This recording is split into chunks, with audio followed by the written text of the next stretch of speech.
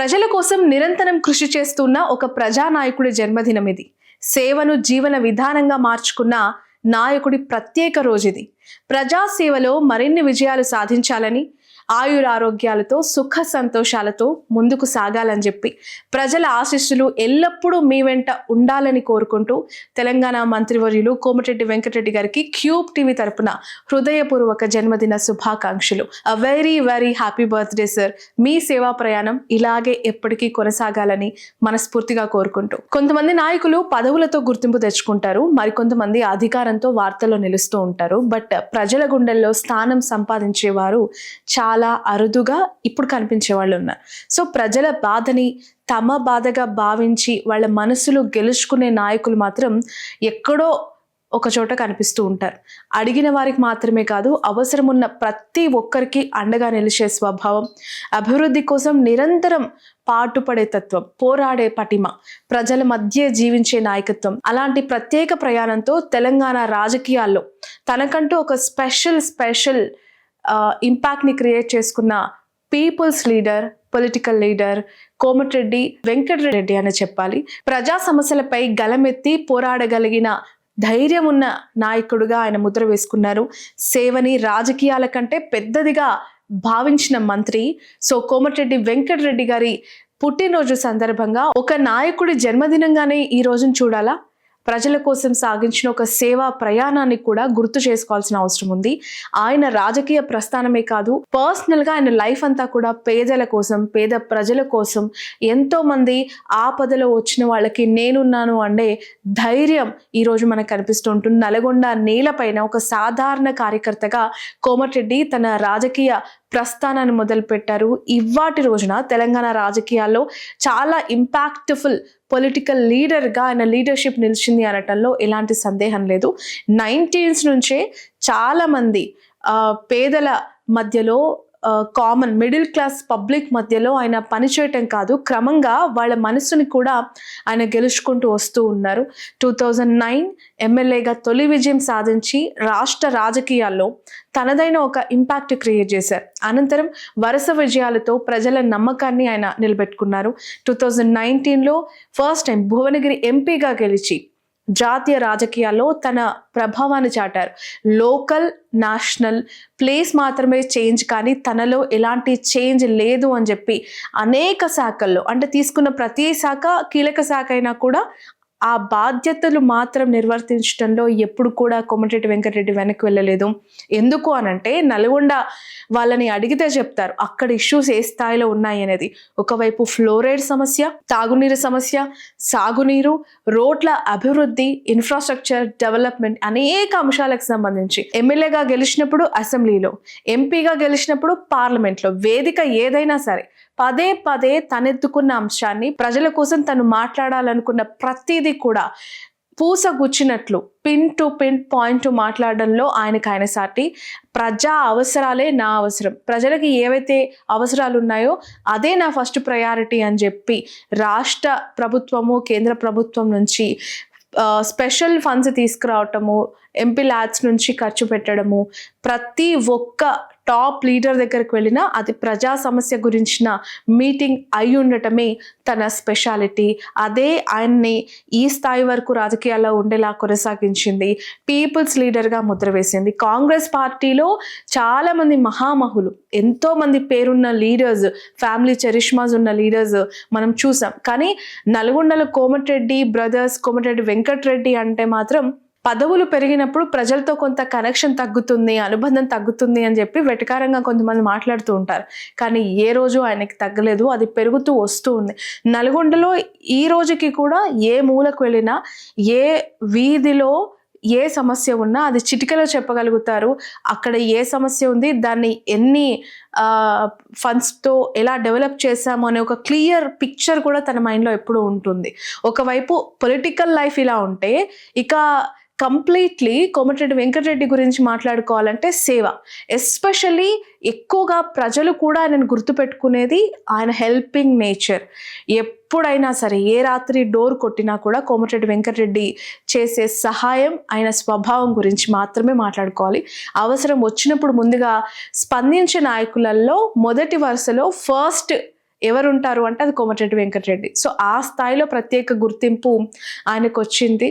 నేను పర్సనల్గా election campaign కోసం వెళ్ళినప్పుడు ఒక ఇద్దరు మహిళలు వచ్చి కోమటిరెడ్డి వెంకటరెడ్డి గారు కాన్వాయ్లో అంటే క్యాంపెయిన్ వెహికల్లో జీప్లో ఎక్కి ప్రజలందరికీ కూడా స్పీచ్ ఇస్తూ ఉన్నారు. అక్కడ మేము చేయబోయే మంచి పనులు ఇవి, మేము ఇలా డెవలప్ చేస్తాము, మా ప్రభుత్వం ఈ విధంగా ఆదుకుంటుంది అని చెప్పి కోమటిరెడ్డి గారు చాలా సుదీర్ఘంగా ప్రజలను ఉద్దేశించి మాట్లాడుతూ ఉన్నారు.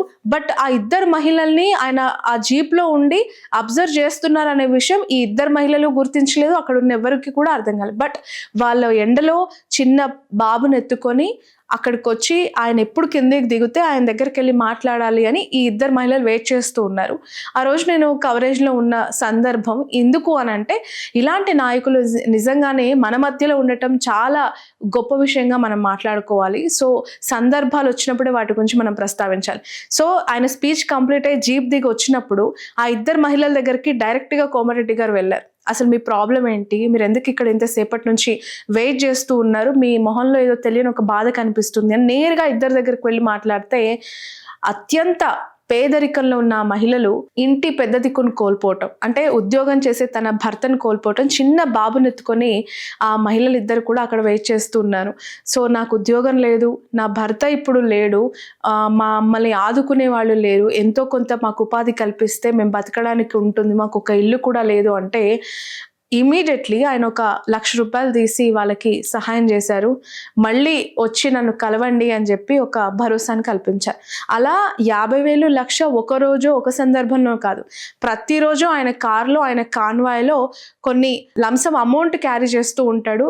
ఎవ్వరు ఇలాంటి వాళ్ళు వచ్చి ఏ హెల్ప్ అడిగినా కూడా అసలు లెక్క పెట్టకుండా ఇచ్చే ఒక మానవత్వం కోమటిరెడ్డి వెంకటరెడ్డి గారిలో నేను స్పెషల్గా చూశాను. నేను ట్రావెల్ చేసిన సమ్ పొలిటీషియన్స్లో ఇలాంటి ఒక యూనిక్ క్వాలిటీ అలా ఆయనలో నాకు కనిపించింది. చాలా చాలా అడ్మైరింగ్ అనిపించింది. ఇంత గొప్పగా ఆ మహిళలకు ఆ రోజు నిజంగానే చూద్దామమ్మా ఆఫీస్కి రా, లేదంటే నా పిఏలు ఉన్నారు వాళ్ళు చూసుకుంటారు, మళ్ళీ నేను కలుస్తాను, ఏదో ఒకటి మాట్లాడి శాంక్షన్ చేద్దాం, ఇల్లో గుడిసో ఏదో ఒకటి ఇద్దాము అని ఉండొచ్చు, ఎస్కేప్ అయి ఉండొచ్చు. బట్ నో, కోమటిరెడ్డి గారు ఇన్స్టాంట్గా వాళ్ళకి అమౌంట్ సహాయం చేశారు. హాస్పిటలైజ్ ఏదైనా కావాలి అని అంటే ఆఫీస్కి వచ్చి మాట్లాడండి, ఇల్లు ఒకటి మనం చూద్దాము అని ఒక హామీ ఇవ్వటం, దానికి సంబంధించి మళ్ళీ ఫాలోఅప్స్ అవి కూడా తన టీంతో చేయించడం చాలా నాకు హుందాగా అనిపించింది. సో ఎస్పెషల్లీ ఆరోగ్యానికి సంబంధించి ఆయన కిడ్నీ సమస్యలు, గుండె సమస్యలు, క్యాన్సర్ చికిత్సలు, ఎస్పెషల్లీ క్యాన్సర్ పేషెంట్స్ ఎవరైనా ఉంటే అక్కున చేర్చుకుంటారు, వాళ్ళని కాపాడడం కోసం ఆయన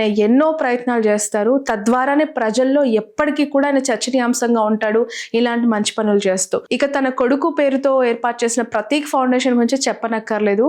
అసలు అది గవర్నమెంట్ స్కూలా, కార్పొరేట్ స్కూలా, నల్గొండ వాళ్ళకి ఇప్పటికీ క్లారిటీ లేదు. ఆ స్థాయిలో దాని మానిటరింగ్ కావచ్చు, అందులో డెవలప్మెంట్స్ కావచ్చు జరుగుతూ ఉంటాయి. ఏసీ హాలు, ఎల్ఈడి రూమ్స్, అలాగే లైబ్రరీ, వాళ్ళు తినడానికి ఫుడ్ ఎవ్రీడే ఖచ్చితంగా non veg with boiled egg, ఇలా ప్రతి ఒక్కటి కూడా తన ఇంట్లో వాళ్ళ పిల్లలు ఎలా తింటారో స్కూల్లో కూడా ఉన్న పిల్లలు అలాగే తినాలి అని చెప్పి ఆయన తీసుకున్న స్పెషల్ కేర్ అనేది నిజంగానే నెక్స్ట్ ఫ్యూచర్ జెన్జీ అని మాట్లాడుకుంటూ ఉంటాం, మంచి ఎడ్యుకేషన్ ఇవ్వాలి జెన్జీకి అంటుంటారు. అలాంటి జెన్జీని అక్కున చేర్చుకొని ఆ యంగ్స్టర్స్కి ఒక భరోసాని ఇచ్చేది మాత్రం నల్గొండలో కోమటిరెడ్డి బ్రదర్స్, కోమటిరెడ్డి వెంకటరెడ్డి గారు ఈ స్కూల్ ద్వారా, ప్రతీక్ స్కూల్ ద్వారా చేస్తూ ఉన్నది నిజంగానే అప్రిషియేట్ చేయాలనిపించేది. ఒక పార్టీ ఉండదు, వర్గం ఉండదు, కులం ఉండదు, మతం ఉండదు, ఎవరు వీళ్ళు నా వాళ్ళ, నా కోటేసిన వాళ్ళ, వెయ్యన్ లిస్టులో ఉన్న వాళ్ళ అనేది కూడా ఆయనకు అనవసరం.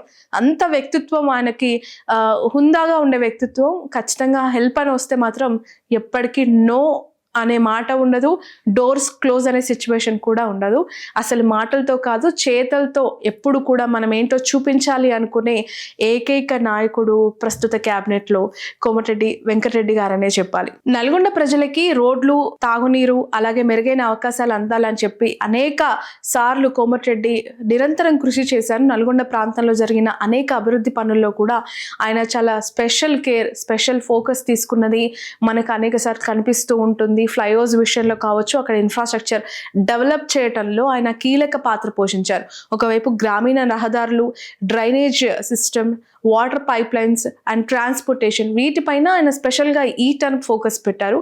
ఇక అక్కడున్న అనేక గ్రామాలు, తండాలు, రూరల్లో ఉన్నవన్నీ అర్బన్లో కలవాలని చెప్పి, వాళ్ళన్నిటికీ దగ్గరగా ఉండాలి, గ్రామాలంటే ఎక్కడో మారుమూల పల్లెలు కాదు, అవి కూడా నగరాలు అవ్వాలి అని చెప్పి అనేక ప్రాజెక్ట్స్ ఆయన చేయటము, కొత్త కొత్త వాటి ఇనిషియేట్ తీసుకొని చేయటము అనేది చాలా గొప్పగా కనిపించే విషయం. సో ప్రజా సమస్యలని కార్యాలయాల్లో కాకుండా నేరుగా గ్రామాల్లోకి వెళ్ళి తెలుసుకోవటం కూడా మరొక వైఎస్ఆర్ని ఆయనలో మనం చూసినట్టు కనిపిస్తుంది. ఎందుకనంటే ఈ తరం, ఈ జనరేషన్లో ఆఫీస్ ఉంటుంది, ఎమ్మెల్యే ఆఫీస్కి ఎవరైనా సమస్యలు ఉన్న వాళ్ళు వచ్చి వాళ్ళు చెప్పుకొని వెళ్ళాల్సిన పరిస్థితులు మనం చూస్తుంటాం. కానీ ఈయనది రివర్స్ పాలసీ. ప్రజలు ఎక్కడుంటే అక్కడికే మనం వెళ్ళాలి, వాళ్ళ ఇళ్లలోకి వెళ్ళి వాళ్ళ సమస్యలు తెలుసుకోవాలి, అక్కడ మనము వాళ్ళ సమస్యను పరిష్కరించాలి అని చెప్పి. నిజంగా నాయకత్వం అంటే ఇదే కదా, నాయకత్వంలో కనిపించాల్సిన క్వాలిటీ ఇదే కదా. That's a speciality of Komatireddy Venkatreddy. So మాటల్లో కాదు, అభివృద్ధిని పనుల్లో చేసి చూపించిన నాయకుడే కోమటిరెడ్డి వెంకటరెడ్డి. వాటి రోజున ఆయన ఒక పెద్ద పదవిలో ఉన్నప్పటికీ కూడా ప్రజలతో ఆయనకి ఒక మంచి సంబంధం, సామాన్య ప్రజలతో ఎంతో దగ్గరగా ఉండటం కోమటిరెడ్డి వెంకటరెడ్డి ఒక స్పెషల్ పర్సన్ అనే చెప్పాలి. అటు కార్యకర్తలు, అభిమానులు, ప్రజలతో ఆయన కలిసిపోయే తీరు ప్రత్యేక అనుబంధాన్ని ఎప్పటికీ కూడా ఏర్పరుస్తుంది. సో ఆయన ఏ సమస్య ఉందని వెళ్ళినా వెంటనే స్పందించే మనసు అనేది కాబట్టే చిరస్థాయిగా నల్గొండ ప్రజల గుండెల్లో ఆయన ఉన్నారు. కోమటిరెడ్డి వెంకటరెడ్డి గారికి క్యూబ్ టీవీ తరపున very very very happy birthday. ఇలాంటి బర్త్డేస్ ఇంకెన్నో జరుపుకోవాలి. మంత్రిగా ఆయన ఇప్పుడు చేస్తూ ఉన్నవి ఇకపై ఇంకా రెట్టింపై ప్రజలకు ఇంకా దగ్గరగా, ప్రజలతోనే రాజకీయ జీవితం ఇకపైన ఎప్పటికీ అలాగే ఉండాలని మనస్ఫూర్తిగా మనం కోరుకుందాం. Wishing a very happy birthday.